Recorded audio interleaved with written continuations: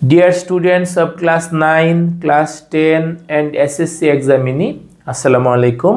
আশা করি বরাবরের মতোই আল্লাহ তাআলার অশেষ রহমতে তোমরা সবাই অনেক ভালো আছো। তোমাদের যে গণিত বা ম্যাথ বা জেনারেল ম্যাথ বা সাধারণ গণিত যেটাই বলো না কেন সেটার অধ্যায় 11 কিন্তু আমরা করাচ্ছি। আজকে হবে আমাদের লেকচার 5। অধ্যায়টার নাম কি? বীজগাণিতিক অনুপাত ও সমানুপাত। তো আজকে লেকচার নাম্বার 5। এর আগে আমরা কি করছি? লেকচার নাম্বার 1 থেকে 4 সেটার মাধ্যমে কিন্তু আমরা 11.1 অনুশীলনীটা শেষ করছি। তো যারা মিস করছো অবশ্যই 4টা লেকচারই ধারাবাহিকভাবে দেখে নিবা, তাহলে তোমাদের সবগুলো কনসেপ্ট ক্লিয়ার হবে এবং অঙ্কগুলো সবগুলো পারবা। আমরা যখন এইটা অধ্যায় শেষ মানে 11.2ও শেষ যখন আমরা করব, তারপরে কিন্তু আমরা বোর্ডে আসে এমন সৃজনশীল এমসিকিউ, ঠিক আছে, তারপর রিভিশন ক্লাস, পুরা ওয়ান শট রিভিশন ক্লাসও নেওয়ার চেষ্টা করব। তাহলে তোমরা যদি আমাদের সাথে থাকো ইনশাল্লাহ খুব ভালোই একটা প্রিপারেশন এই অধ্যায়টার উপর তোমাদের ফাইনাল বোর্ড এক্সামের আগে হয়ে যাবে। তাহলে আমরা আজকে শুরু করতেছি লেকচার 5। লেকচার 5-এর প্রতিপাদ্য কি? 11.2 অনুশীলনী শুরু এবং আজকে শেষ হয়ে যাবে। কেন শেষ হয়ে যাবে সেই রহস্যটা একটু পরেই দেখো। তাইলে দেখো আমাদের অনুশীলনী 11.2 প্রথমেই আমাদের কতগুলো এমসিকিউ আছে। প্রথমেই কতগুলো কি আছে? এমসিকিউ। যেহেতু এটা শেষ অনুশীলনী, 2টা অনুশীলনী হওয়াতে এটাই শেষ অনুশীলনী, তো শেষ অনুশীলনীর প্রথম দিকে কতগুলো এমসিকিউ থাকে। তো আমাদের কি বলছে? এবিসি ক্রমিক সমানুপাতিক হলে নিচের কোনটি সঠিক? ক্রমিক সমানুপাতিক, এটা দিয়ে কিন্তু আমরা অঙ্কও করছি, আবার এখানে এমসিকিউর মধ্যে চলে আসছে। তার মানে এই জিনিসটা সম্পর্কে একদম ক্লিয়ার আইডিয়া রাখে একদম মনে রাখবা যে এবিসি ক্রমিক সমানুপাতি মানে কি? এ আর বি এদের অনুপাত। এ আর বি এদের অনুপাতকে আমরা কি লিখি? A:B। আর পরের দুইটা বি এবং সি তাদের অনুপাতকে আমরা কি লিখি? B:C। এগুলো পরস্পর সমান হইতে হবে। তারপর অনুপাতকে তো আমরা ভগ্নাংশকে লিখতে পারি, তার মানে এখানে হবে A/B আর ওই পাশে হবে B/C। তারপর তুমি যদি কোনাকুনি গুণ করো তাহলে B² সমান, এই যে বি মিলে B², বি মিলে কি B² সমান কি AC। তাইলে ABC ক্রমিক সমানুপাতি হইলে B² সমান AC। মাঝখানেরটার বর্গ হবে সাইডের দুইটার গুণফলের সমান। এটা মনে রাখবা, বুঝে তো নিলা, একদম মনে রাখবা, একদম আশা চোখের পলকে যেন আনসার করে ফেলতে পারো। MNP 3টা প্রতীক ক্রমিক সমানুপাতি হইলে কি হবে? মাঝখানে কে আছে? n, এটার বর্গ সমান সাইডের দুইটার গুণফল। মাঝখানেরটাকে বলা হয় মধ্য সমানুপাতি, আর এটাকে প্রথম সমানুপাতি, আর এটাকে তৃতীয় সমানুপাতি। তাইলে 3টা প্রতীক ক্রমিক সমানুপাতিক হইলে কি হবে? মাঝখানেরটার বর্গ হবে সাইডের দুইটার গুণফলের সমান। কোথায় আছে? খ নাম্বার। এটা ফার্স্ট টাইম বুঝে করলা, সেকেন্ড টাইম যদি কখনো এমসিকিউতে আসে চোখের পলকে ক্রমিক সমানুপাতিক, তাহলে তো মাঝখানেরটার বর্গ সমান সাইডের দুইটার গুণফলের সমান, এমন ভাবে যেন তুমি পারো। আচ্ছা, এরপর দেখো 2 নাম্বার। আরিফ ও আকিবের বয়সের অনুপাত 5:3। আরিফের বয়স 20 বছর হলে কত বছর পরে তাদের বয়সের অনুপাত 7:5 হবে? এখানে দেখো আমরা তো এই সংক্রান্ত অঙ্ক করছি আগের অনুশীলনীতে, তাই না? তো বয়সের অনুপাত দিয়ে দিছে 5:3, তাহলে বয়স কি ধরতে হবে? একজনেরটা 5x আর একজনেরটা 3x। অনুপাত দেওয়া থাকলে ওইখান থেকে কোনো কিছু ধরে নিতে হলে সাথে একটা অজ্ঞাত অক্ষর গুণ দিয়ে নিতে হয়। তুমি এমন কিন্তু ধরতে পারবে না যে বয়সের অনুপাত 5:3 কিন্তু বয়স একজনের 5 আর একজনের 3, এমন না। বয়স হবে এমন দুইটা সংখ্যা যাদের অনুপাত নিলে 5:3। 50 আর 30ও হইতে পারে, 500 আর 300 হইতে পারে, যদি মানুষ 500 বছর বাঁচে না। আচ্ছা, তাইলে অনুপাতের সাথে একটা অজ্ঞাত অক্ষর গুণ দিয়ে নিতে হবে, ঠিক আছে? ওকে, এরপরে দেখো আরিফের বয়স 20 বছর। আরিফের বয়স কোনটা? প্রথমটা, তাই না? এইটা সমান 20। 5x সমান কি? 20। 5x সমান 20 মানে কি? তোমার x এর মান আসতেছে 4, তাই না? x এর মান 4 যদি বসাও তাহলে 5x মানে কি? 5 × 4। 5 × 4 কত হয়ে যাবে? 20। ওর বয়স তো 20 দেওয়াই আছে, ওরটা দরকার বেশি। x এর মান যখন 4 পাই গেছো, 3 × 4, 3 × 4 মানে কত? 12। তাইলে একজনের বয়স হয়ে গেল 20, দেওয়াই ছিল। ওইটাকে ক্লু দইরা আমরা বাকি যে আকিব, ওর ছোট ভাই মনে হচ্ছে, ওর বয়স আমরা 12 বছর পাই গেলাম। তাহলে একজনের বয়স, বর্তমান বয়স, বয়স বলতে শুধু বয়স মানে বর্তমান বয়স, একজনের বর্তমান বয়স 20। আগে ভালো করে বুঝে নাও, পরে তোমার যখন বেশি বেশি প্র্যাকটিস করবা স্বাভাবিকভাবেই সময় কমে আসবে, তাই না? ওকে, তাহলে এখানে আমাদের একজনের বয়স 20 আর একজনের বয়স 12। কত বছর পরে তাদের বয়সের অনুপাত 7:5 হবে? তাহলে আমরা জানি না, আমরা মনে করি এখানে তো x অলরেডি ইউজ হয়েছে, অন্য একটা অক্ষর মনে করো যে y বছর পরে তাদের বয়সের অনুপাত, ওই যে যেটা টার্গেট, এটা হবে। তাহলে y বছর পরে তো ওর বয়স বাইরে যাবে, ওর বয়স হবে কিন্তু আমাদের 20 + y, আর ছোটটার বয়স আছে 12, ওইটা হবে কত? 12 + y। এদের অনুপাত, নতুন যে অনুপাত, y বছর পরের যে অনুপাত, সেটা কত? 7:5। ঠিক আছে? তারপর তোমরা তো জানো অনুপাতকে ভগ্নাংশকে লেখা যায়, 20 + y নিচে কি 12 + y সমান কি 7/5। এখন আমরা এই যে কোনাকুনি যদি গুণ করে ফেলি, কোনাকুনি যদি গুণ করে ফেলি, দেখো এই যে এই দুইটা গুণ করলে 7 × 84 + 7y সমান কি 5 × 20 100 + 5y। y এর গুলাকে বাম পাশে জমা করো, বাম পাশে 7টা y - 5টা y, 7টা y থেকে 5টা y বাদ গেলে 2টা y, আর 100 - 84, 100 থেকে 84 বিয়োগ করলে হবে 16। তার মানে আমাদের y এর মান আসতেছে ইংরেজিতে 8, y এর মান আসতেছে কত? 8 বছর পরে তাদের বয়সের অনুপাত হবে কিন্তু 7:5। তাহলে আমাদের 2 নং এমসিকিউর উত্তর কোনটা? গ নাম্বারটা। ঠিক আছে, আগেরটা ছিল খ নাম্বার, এটা উত্তর হচ্ছে গ নাম্বার। আশা করি বুঝতে পারছো, তেমন কঠিন অঙ্ক না। 3 নাম্বার, একটি বর্গের বাহুর দৈর্ঘ্য যদি দ্বিগুণ হয় তাহলে তার ক্ষেত্রফল কত গুণ বৃদ্ধি পাবে সেইটা জানতে চাইছে। তাহলে কি করব বলো তো? বর্গের বাহুর দৈর্ঘ্য, ঠিক আছে, বাহুর দৈর্ঘ্য এ কিন্তু সংখ্যার মাধ্যমে করতে পারো। আচ্ছা, প্রতীকের মাধ্যমে করি। বাহুর দৈর্ঘ্য আমরা মনে করলাম a, ঠিক আছে, একক লিখলাম না, এত একক, ওইটা এখানে আমাদের এমসিকিউ, এত ফর্মালিটিস মেনটেন করার দরকার নেই।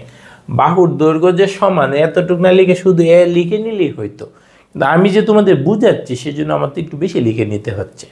ঠিক আছে, তাহলে বাহুর দৈর্ঘ্য a, তাহলে ক্ষেত্রফল কত?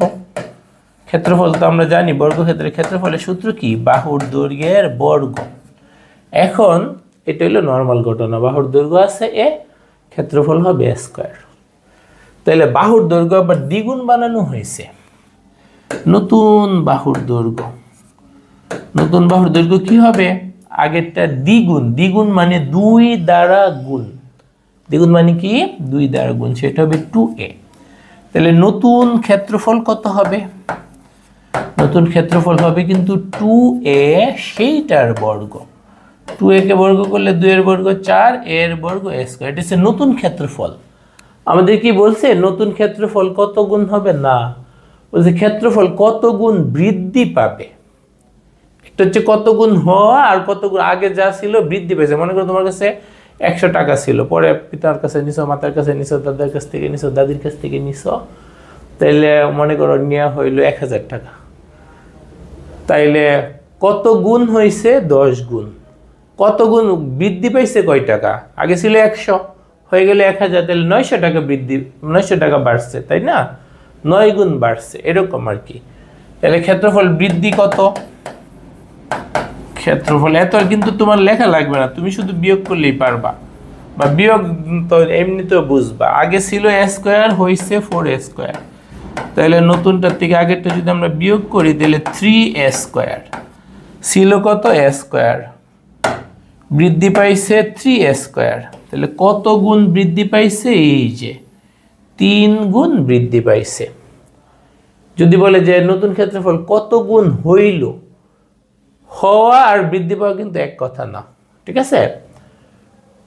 যেমন মনে করো তোমার বর্তমান বয়স 15, আরও 30 বছর পরে তোমার বয়স তোমার কত গুণ বৃদ্ধি পাবে, আর 30 বছর পরে তোমার বয়স হয়ে যাবে 45, আরও 30 বছর বাড়বে, আরও দ্বিগুণ বৃদ্ধি পাবে।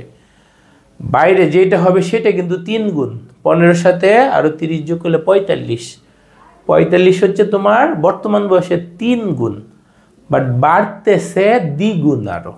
ঠিক আছে, একটু কথার একটা মারপ্যাচ আছে, এটা না ধরতে পারলে কিন্তু অঙ্ক কাটা চলে যাবে।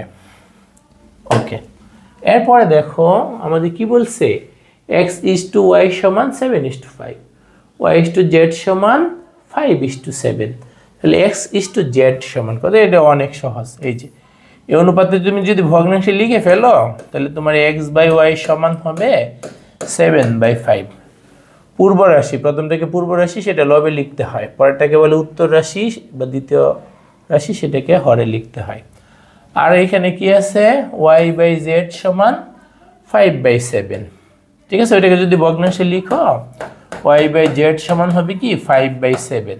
এখন তোমার চাইছি কি x/z, সবচেয়ে মজার হবে এইটার সাথে এটারে গুণ করে ফেলো, x/y গুণ y/z, বাম পক্ষ গুণ, ওইখানে ডান পক্ষ গুণ, 7/5 5/7। তারপরে দেখো এই যে এখানে কাটাকাটি চলে যাচ্ছে, কি কাটাকাটি যাচ্ছে, y, তাহলে থাকে কি x/z মানি তো x/z, আর এখানে উপরে কত তুমি এটাকে লিখে ফেলো না, উপরে 35 নিচে 35, কাটাকাটি করে 1:1ও লেখা যায়, কিন্তু এখানে তো ওরা কাটাকাটি করে নাই, ওরা যেদিকে যাচ্ছে আমাদেরও সেই দিকে যাইতে হবে, 35:35। তাহলে এটার উত্তর আমাদের কোনটা হচ্ছে, খ নাম্বারটা। আশা করি সবাই এটা বুঝতে পারছো। ঠিক আছে, ভগ্নাংশ মানে অনুপাত দেওয়া আছে, ভগ্নাংশে লিখলাম, অনুপাত দেওয়া আছে, ভগ্নাংশে লিখলাম, বাম পক্ষ ডান পক্ষ গুণ করে দিলাম, তাইলে আমাদের টার্গেট চলে আসছে। এরপরে দেখো 5 নাম্বার কি বলছে, ওই জায়গার মতো কথা, বিএসি ক্রমিক সমানুপাতিক। বিএসি ওই যে আগে একটা এমসিকিউ করছে, এখন তো আমাদের দক্ষতা বাইরে গেছে, এখন আমাদের টাইম কম লাগবে। মাঝখানেরটার বর্গ হবে সাইডের দুইটার গুণফলের সমান। হ্যাঁ, এই যে সত্য কথা, মাঝখানে কত, এ এর বর্গ এ স্কোয়ার, সাইডে কি বি আর সি, গুণফল কত, বিসি, হয়ে গেল 1 নাম্বার হয়ে গেল। পরে কি বলছে, ওই যে আমাদেরকে এইটাই হয়, দেখো তো এই দুইটার অনুপাত, বি এবং এর অনুপাত হচ্ছে b/a, বা b/a মানে b/a। পরের দুইটার অনুপাত কি, a/c মানে কি a/c। ঠিক আছে, আর যদি অনুপাত আকারে বুঝে নিতে চাও যে স্যার ফার্স্ট টাইম তো একটু বুঝাই দেন, ছোট মানুষ, ঠিক আছে বুঝাই দিলাম। প্রথমটা ইস্টু দ্বিতীয়টা সমান কি, দ্বিতীয়টা ইস্টু তৃতীয়টা। পরে অনুপাতকে ভগ্নাংশ লিখলে b/a, এখানে হচ্ছে আমাদের a/c, কিন্তু এখানে c/a আছে, এই যে হয়নি, 2 নাম্বার সঠিক না। 3 নাম্বারটাও দেখতে হবে, a+b a-b, এটার সাথে এটা যোগ করো b+a আসবে, কিন্তু পরেরটা a আগে রাখছে, তাইলে এটা তো সত্য কথা, তাই না? এটার থেকে এটা তো সত্য কথা, এটা তুমি বিপরীতকরণ করো না, ব্যস্তকরণ, আর বিপরীতকরণ একই কথা, a/b সমান কি c/a। এইখান থেকে তুমি দেখো এই যে এই ধরনের কাজ হচ্ছে যোজন বিয়োজন করলে আসে, আমরা আগের অনুশীলন অনেকবার করছি। যোজন বিয়োজন করলে লবে কি আসবে, a+b, হরে কি a-b, এই পাশে কি হবে c+a, নিচে কি হবে c-a। যোজন বিয়োজন, এমসিকিউতে তো তোমার সাইড নোট দিতে হবে না, এমসিকিউতে তোমার লেখাই লাগবে না, মুখে ক্যালকুলেশন কইরা মিলাই ফেললে হবে। তাহলে এটা কিন্তু মিলে, তার মানে 3 নং সঠিক। তাইলে কোন অপশনে 1 নং আর 3 নং দুইটার কথাই বলছে, গ নাম্বারটা। তাইলে এটার উত্তর কিন্তু গ নাম্বারটা। তাহলে আশা করি তোমার এই এমসিকিউগুলো সলভ করার কারণে দক্ষতা কিন্তু বাড়তেছে। এরপরে দেখো 6 নাম্বার এমসিকিউটাতে কি বলছে, আমাদেরকে দিয়ে দিছে কি x/y সমান 2:1 এবং y/z সমানও 2:1। ওয়াও, এইটা তো সমান হয়ে গেল, তাই না? ওকে, আমাদের বলছে x/y/z ক্রমিক সমানুপাতিক, আরও কিছু আবিজাবি আছে। আচ্ছা, x/y সমানও যা y/z সমানও তা, তাই না? এটার দাম মনে করো 21 টাকা, এটার দাম 21 টাকা, তার মানে কি এটার দাম সমান, তাহলে আমি কিন্তু লিখে ফেলতে পারবো x/y সমান y/z, কারণ দুইটা অনুপাতের মান সমান। এখন এখানে আমি কি করতে পারবো, এই যে এইটাই কিন্তু xyz ক্রমিক সমানুপাতিক, x/y সমান y/z হইলে xyz কি ক্রমিক সমানুপাতিক। তা তুমি এটাকে ভগ্নাংশে নিয়ে রাখো, পরের অংশ হয়তো কাজে লাগবে।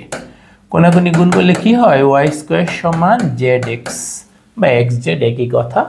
হ্যাঁ, মাঝখানটার বর্গ সাইডের দুইটার গুণফলের সমান, মাঝখানটার বর্গ সাইডের দুইটার গুণফলের সমান, তাহলে ওরা ক্রমিক সমানুপাতিক। 1 নম্বর সঠিক। 2 নম্বর কি বলছে, z/x সমান 1:4। আচ্ছা, এটাকে তুমি ভগ্নাংশে প্রকাশ করো, তাহলে তোমার কি আসবে, x/y সমান 2/1। ওইটারও ভগ্নাংশে প্রকাশ করো, y/z সমানও 2:1, তাহলে তুমি 2/1 লিখতে পারবে। এই দুইটারে চোখ বন্ধ করে গুণ করে দাও। দুইটা যদি তুমি গুণ করো, x/y ইন্টু y/z সমান কি 2/1 ইন্টু 2/1। পরে এখানে হালকা হালকা কাটাকাটি যায়, যে কি কাটাকাটি যায় কিন্তু y, তাহলে তোমার থাকে কি, তোমার থাকে x/z সমান 4/1। এখন তোমার লাগবে কি z/x, তার মানে উপরে z, বুঝছো? যদি ব্যস্তকরণ করো তাহলে z/x সমান 1/4, তার মানে z/x সমান 1:4। উল্টায় দেওয়া ব্যস্তকরণ, এই কাজ আমরা অনেকবার করছি, আগের অনুশীলনীতে, আগের অঙ্কেও করছি, তাহলে এটা বুঝবে। তার মানে 2 নম্বর সঠিক। 3 নম্বর কি বলছে, y² plus zx, y² plus zx সমান কি 4yz। আচ্ছা, y², এই যে y² মানটা এখান থেকে ইউজ করো না, y² মান তো বসে আছে, তুমি যেন ইউজ করতে পারো, zx প্লাস zx, তার মানে 2zx। এখন কোনো মানটা ইউজ করা যায় কিনা, 4 আছে, y আছে, z আছে, 2 আছে, z আছে, x আছে, কিন্তু এখানে y লাগবে, তাহলে x এর মান বসাও, x এর মান কোন জায়গা থেকে বসাও, x এর মান কোন জায়গা থেকে বসাও, কোথা থেকে বসাবা, বেশি বেশি প্র্যাকটিস করে দক্ষতা বাড়বে। এখান থেকে দেখো না, কোনাকুনি গুণ টুন কইরা x এর মান কত হয়, কোনাকুনি যদি গুণ করো x সমান y যায় 2 সাথে গুণ হয়ে যাবে, নিচে 1 এর কিন্তু পাত্তা নাই, তাহলে x এর পরিবর্তে তুমি 2y লিখতে পারো। এই যে x, এটার পরিবর্তে কি লিখতে পারো, 2y, তাহলে 2 2 4, আর এখানে yz হচ্ছে, তার মানে 3 নম্বর সঠিক। ওয়াও, 3টাই সঠিক, মজার না? 3টাই সঠিক। ওকে, এইটা তো দেখে সহজেই মনে হচ্ছে a/x সমান এরকম a প্লাস x, তার মানে যোজন, নিচে কি a মাইনাস x বিয়োজন, তারপরে রুট। দেখছো, অনেক সহজ, একবারে যোজন বিয়োজন করে ফেলো, a প্লাস x, নিচে কি a মাইনাস x, এই জায়গায় কি হবে, m² plus n² plus 2mn। তোমার কিন্তু সেকেন্ড টাইম এত লাইন লিখতে হবে না, m² plus n² minus 2mn, যোজন বিয়োজন, যোজন বিয়োজন।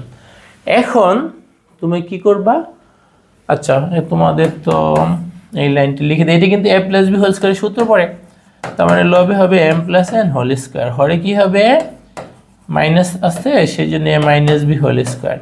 এখন তুমি যদি রুট করো, রুট করলে লবে আসবে root over a plus x, হরে আসবে root over a minus x, আর ওই পাশে রুট করলে স্কয়ারটা পালায়া যাবে, স্কয়ার কোথায় যাবে, পালায়া যাবে, কোথায় পালাবে তা তো জানি না, পালায়া যাবে এটা জানি, m plus n by m minus n। এই যে 7 নম্বরের উত্তর কিন্তু খরগোশ।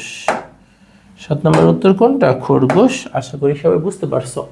a/x আছে, দেখেই বোঝা যাচ্ছে যোজন বিয়োজন, তারপর রুটের ভিতর, সেজন্য আগে যোজন বিয়োজন কইরা ডান পাশে হোল স্কয়ার চলে আসছে, রুট করে দিলাম, ডান পাশে রুট মুক্ত।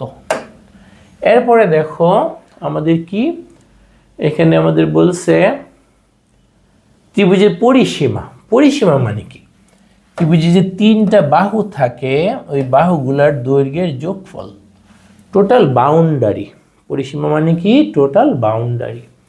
তাহলে ত্রিভুজের পরিসীমা দিয়ে দিছে 36 সেন্টিমিটার, আর বাহুগুলার দৈর্ঘ্যের অনুপাত দিয়ে দিছে 3:4:5, তিনটা বাহু তাই না? তাহলে অনুপাত থেকে বাহুগুলার দৈর্ঘ্য ধরে নিতে হবে।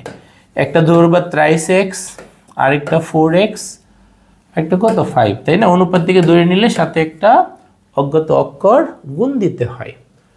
ওকে, এখন পরিসীমা মানে তিনটা বাহুর দৈর্ঘ্যের যোগফল, পরিসীমা মানে বাহুগুলোর দৈর্ঘ্যের যোগফল। তাহলে আমরা এখানে যোগ করে দিই না, যোগ করে দিয়ে লিখে ফেলি না 36। তাহলে তুমি যদি সরল করো 3 এর 4 মিলে 7, 7 5 12, 12x সমান 36, তার মানে x এর মান 12 দ্বারা 36কে ভাগ করলে 3 হয়।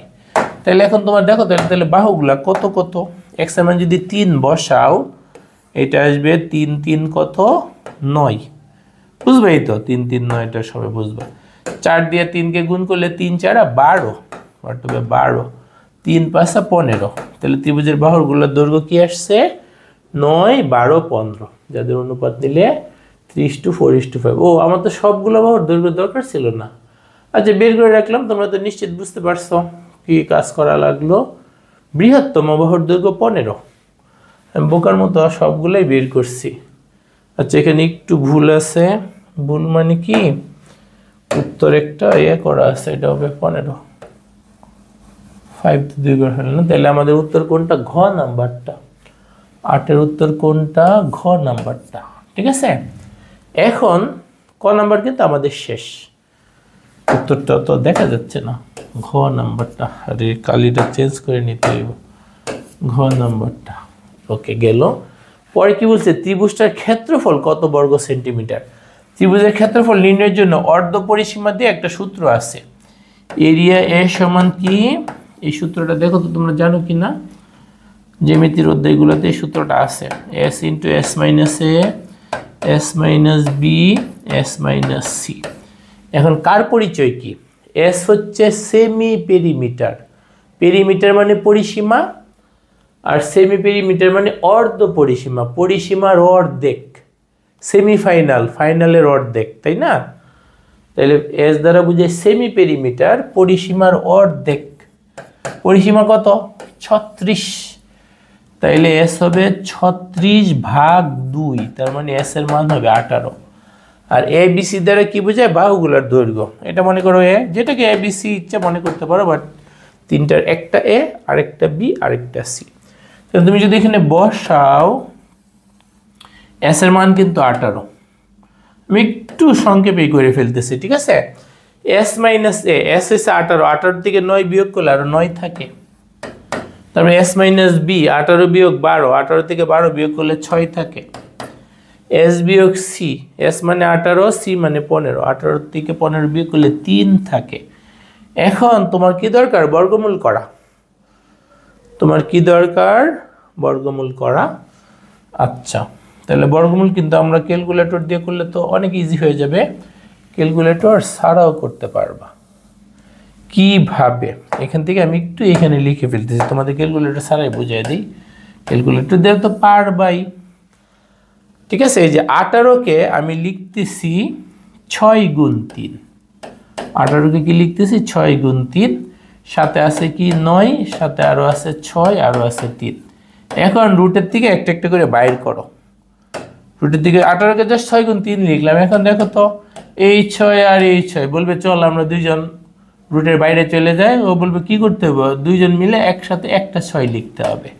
3 3ও বলবে আমরা বাইরে হয়ে যাই, চল রুট থেকে বাইরে যাইগা, তাহলে 3 3 মিলে একটা 3, আর 9 এর রুট করলে তো 3 হয়ই। তাহলে দেখো 3 3 9 6 9 54, 54, 54। তাহলে আমাদের ক্ষেত্রফলের এই সূত্রটা জানা থাকলে কার পরিচয় কি সেগুলোর মান যদি সঠিকভাবে আমরা বসাইতে পারি, মুখে মুখে হিসাব করে ক্যালকুলেশন করে ফেলতে পারবো। ক্যালকুলেটর থাকলে তো আমাদের গতি আরো বৃদ্ধি পাবে। ওকে, এরপরে দেখো 13 নাম্বার। 9-এর পরে 13 কেন?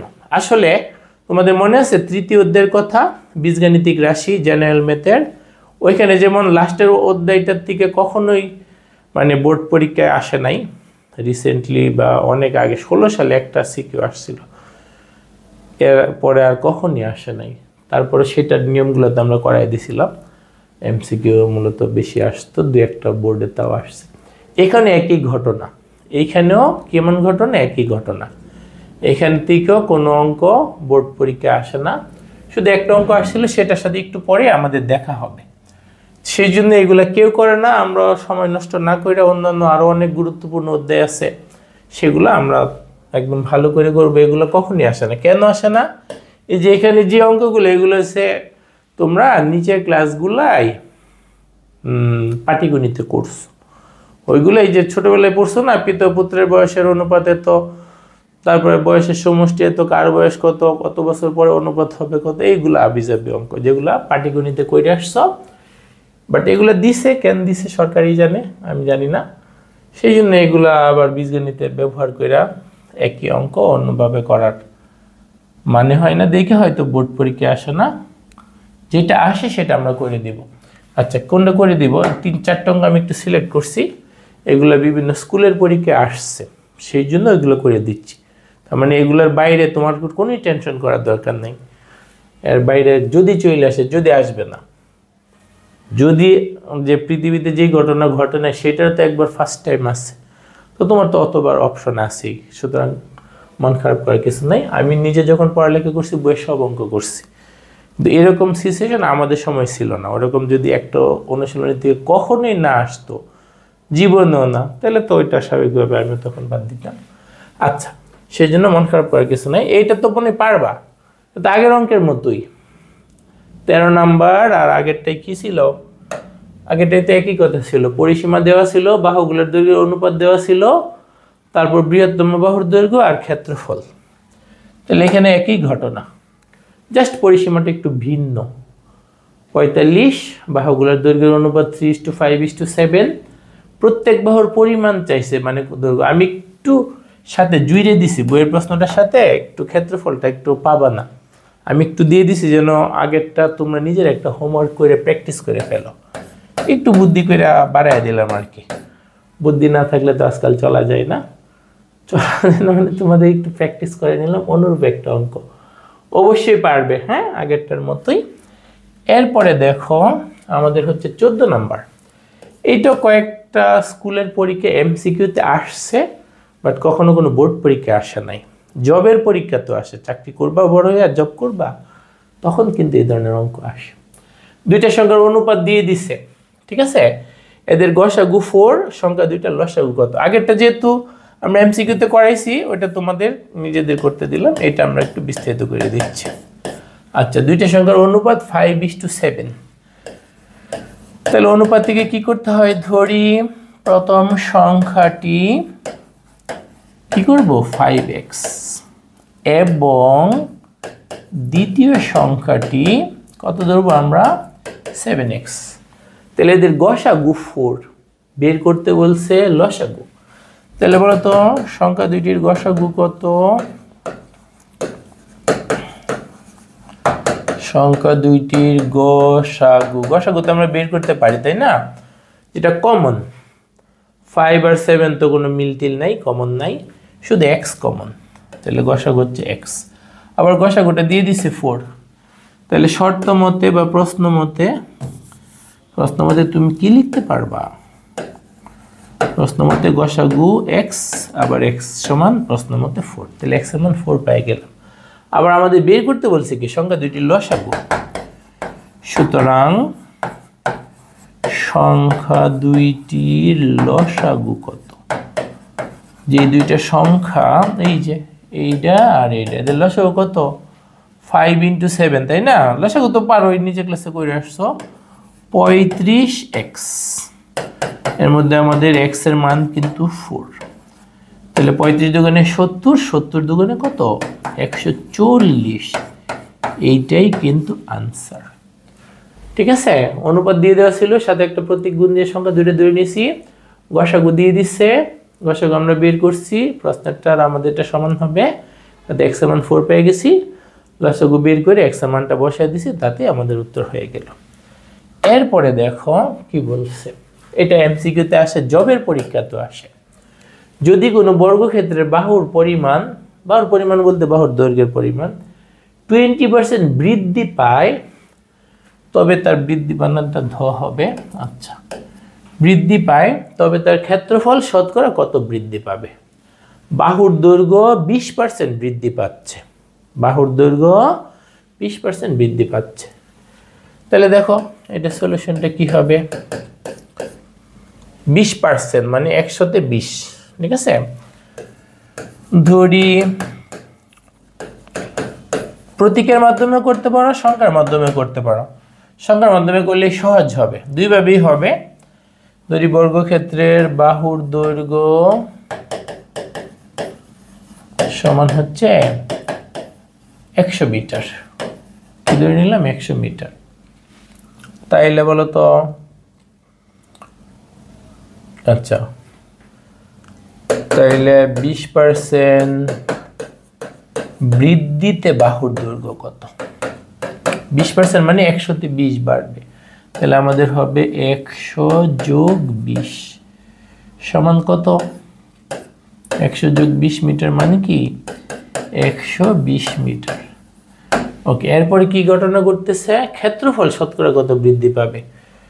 প্রথম ক্ষেত্রফল কত? ফার্স্টের ক্ষেত্রফলটা কত? সাথে সাথে লিখে ফেলতে পারতাম, সমস্যা নাই। ফার্স্টে আমরা ধরে নিছি 100, তাহলে ক্ষেত্রফল কত হবে? 100 স্কয়ার বর্গ মিটার, তাই না? 100 স্কয়ার কত? 100 স্কয়ার কিন্তু 1-এর বর্গ 1, 2টা শূন্য আরো 2টা শূন্য, এত বর্গ মিটার। আচ্ছা, আর দ্বিতীয় ক্ষেত্রফল যে বৃদ্ধি পাওয়ার পরের ক্ষেত্রফল, সেটা কি 120-এর স্কয়ার করে বর্গ মিটার। তাহলে তোমরা তো জানো 12-এর বর্গ 144, 12-এর বর্গ কত? 144, আর শূন্য দিতে হবে 2টা, এত বর্গ মিটার। এখন তাইলে দেখো ক্ষেত্রফল বৃদ্ধি পাইলো কতটুক, তাই না? আগে তো আমাদের ছিল 10,000 বর্গ মিটার, পরে হয়ে গেছে 14,400 বর্গ মিটার, তাইলে বাড়ছে, তাই না? পরের সংখ্যাটা বড়, তাইলে ক্ষেত্রফল বৃদ্ধি কতটুক হইল? বড়টা বিয়োগ ছোটটা, আমাদের হয়েছে 14,400 বিয়োগ 10,000, এত বর্গ মিটার। যদি আমরা বিয়োগ করি, এটা মুখে মুখে বিয়োগ করতে পারবো, তাই না? 10,000 আর এখানে 14,400, তার মানে 4,400 বর্গ মিটার বৃদ্ধি পাইছে। তাহলে শতকরা কত বৃদ্ধি পাইছে? তাহলে দেখো ক্ষেত্রফল শতকরা বৃদ্ধি,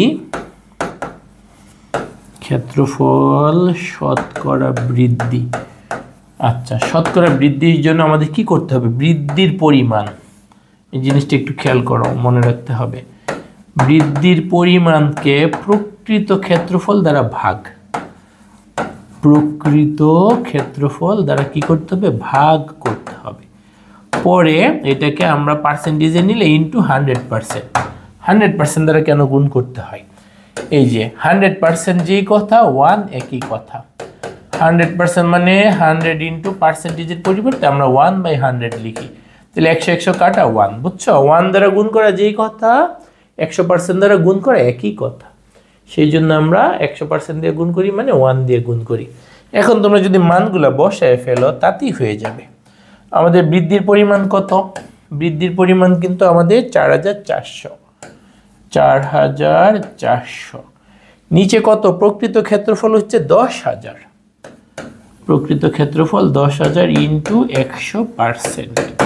এখন আমরা যদি কাটাকাটি করি, তাইলে কিন্তু শেষ।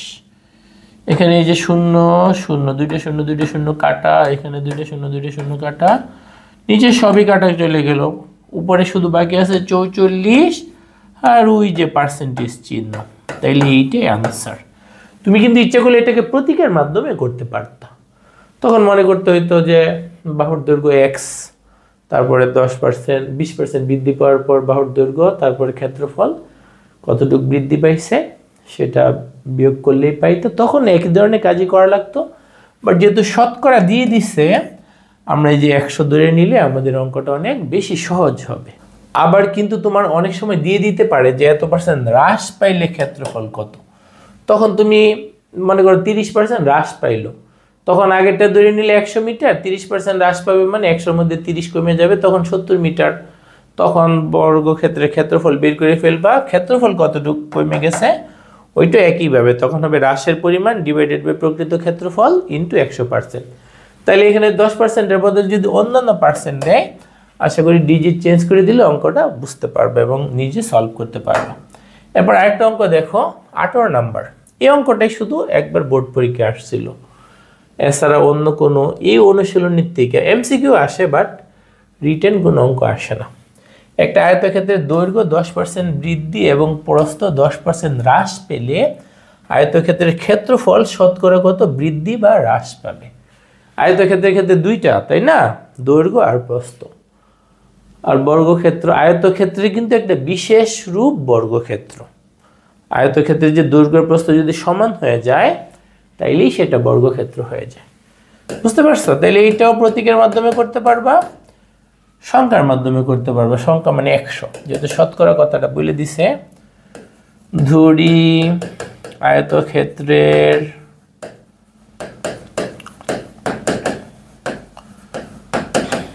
বাহুর দৈর্ঘ্য সমান 100 মিটার এবং প্রস্থ তুমি 100 মিটার ধরে নিতে পারো, কোনো সমস্যা নাই। যেহেতু শতকরা হ্রাস বৃদ্ধি দিয়ে দিছে সেহেতু আমরা সেইভাবে ধরে নিচ্ছি, 100 ধরে নিচ্ছি। তাহলে দেখো তো আমাদের আয়তক্ষেত্রের ক্ষেত্রফল কি হবে?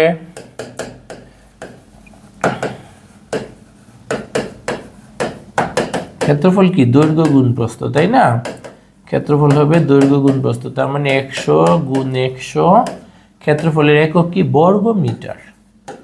বর্গ মিটার, তাহলে 100 গুণ করলে আমাদের হয়েছে 10,000 বর্গ মিটার। এখন 10% বৃদ্ধিতে দৈর্ঘ্য কত? 10% বৃদ্ধিতে দৈর্ঘ্য, 10% মানে কি 100-র মধ্যে 10 বৃদ্ধি পাচ্ছে, তাহলে 100 যোগ 10 সমান 110 মিটার। আর কি? 10% হ্রাসে প্রস্থ, প্রস্থ কিন্তু 10% হ্রাস পাচ্ছে, সেটা কত হবে? 100 বিয়োগ 10, তার মানে 90 মিটার। তাহলে নতুন ক্ষেত্রফল কত হবে? নতুন ক্ষেত্রফল কি হবে? দৈর্ঘ্য প্রস্থ গুণ করে দিতে হবে। নতুন দৈর্ঘ্য 110, নতুন প্রস্থ 90, ক্ষেত্রফলের একক বর্গ মিটার। ইংরেজিতে লিখলে হবে, মিটারকে ইংরেজিতে সংক্ষেপে এম লিখে, ঠিক আছে, আর বর্গ মিটারকে এম স্কোয়ার লিখে। তাহলে তুমি যদি এখানে গুণ করো 9 11 99, সাথে 2টা শূন্য। এখন তোমার ক্ষেত্রফল বাড়ছে না কমছে? এখানে কিন্তু ওরা বলে দেয় না বৃদ্ধি না হ্রাস, এটা তোমাকে অঙ্ক করে বের করতে হচ্ছে। তাহলে আগের ক্ষেত্রফল ছিল 10,000, নতুন হয়েছে 9,900, তার মানে কমছে। তাইলে ক্ষেত্রফল হ্রাস পাইছে। ক্ষেত্রফল হ্রাসের পরিমাণ, ক্ষেত্রফল হ্রাসের পরিমাণ কি হবে বলো? অরিজিনালটা বিয়োগ পরেরটা। যদি তুমি বিয়োগ করো, এই বিয়োগ তো বুঝবাই, ক্যালকুলেটর দিয়ে করতে পারো। তোমার 100 বর্গ মিটার তাতে কমে গেছে। তাইলে ক্ষেত্রফল হ্রাসের হার, ক্ষেত্রফল হ্রাসের হার বা শতকরা হ্রাস, ক্ষেত্রফল শতকরা হ্রাস কি হবে? আমাদের ওই যে আগের মতোই, উপরে কি লিখতে হবে? বৃদ্ধির সময় বৃদ্ধির পরিমাণ, হ্রাসের সময় হ্রাসের পরিমাণ, নিচে কি? প্রকৃত ক্ষেত্রফল ইন্টু কি আগের অঙ্কটার মতোই ইন্টু 100%। এখন তুমি যদি মানগুলা বসাও, তোমার হ্রাস কতটুক হ্রাস পাইছে? 100। এখানে একক না লিখলে হবে, কারণ উপরের একক নিচের একক কাটাকাটি। আর এই জায়গায় হবে 10,000 ইন্টু কত? 100%। এখন তুমি যদি কাটাকাটি করো, তোমার এই যে এই শূন্য এই শূন্য কাটা, এই শূন্য এই শূন্য কাটা, এই শূন্য এই শূন্য কাটা, এই শূন্য এই শূন্য কাটা, শেষমেশ থাকে 1%। তাহলে তোমার কি হবে আনসার? আনসার হবে হ্রাস পায়। কি পায়? হ্রাস পায়। কত পার্সেন্ট? 1%। তাহলে আশা করি বুঝতে পারছো। হ্যাঁ, প্রতীকের মাধ্যমে করা যাইত। এক্স একটা ওয়াই ধরে নিয়ে 10% বাড়লে তখন বৃদ্ধিপ্রাপ্ত দৈর্ঘ্য, বৃদ্ধিপ্রাপ্ত হ্রাসপ্রাপ্ত প্রস্থ, তখন আগের ক্ষেত্রফল পরের ক্ষেত্রফল দেখেই তো বুঝবা পরিমাণে কমে গেলে তখন অরিজিনালটা বিয়োগ পরেরটা, এইভাবে করলে হবে। তাহলে আশা করি দুইভাবেই বুঝতে পারছো। তাহলে এই অনুশীলন থেকে বিভিন্ন স্কুলের পরীক্ষায় এবং বোর্ড পরীক্ষায় যা যা আসছে সবগুলো কিন্তু করে দিছি। তাহলে তোমাদের আজকের এই লেকচারের মাধ্যমে আমাদের কি হইল, 11.2 অনুশীলনটা শেষ হয়ে গেল। আর যেগুলো বাকি অঙ্ক আছে ওটি কখনোই স্কুলের পরীক্ষায় বা এগুলোতে আসে না, কিছু কিছু এমসিকিউ আসে। আমরা তো এমসিকিউর উপর ইনশাল্লাহ বড় ক্লাস নিব, তারপর সিকিউর উপর, বোর্ড সিকিউর উপর আমরা পরবর্তীতে রিভিশন ক্লাস এগুলো নেব। আপাতত তোমরা অধ্যায় ভিত্তিক যে অঙ্কগুলো করাই দিছি সবগুলা ভালো করে কইরা পুরো অধ্যায়টা দখলে রাখো। তাহলে পরবর্তী আরেকটা লেকচারে দেখা হবে ইনশাআল্লাহ অন্য একটা অধ্যায়ের।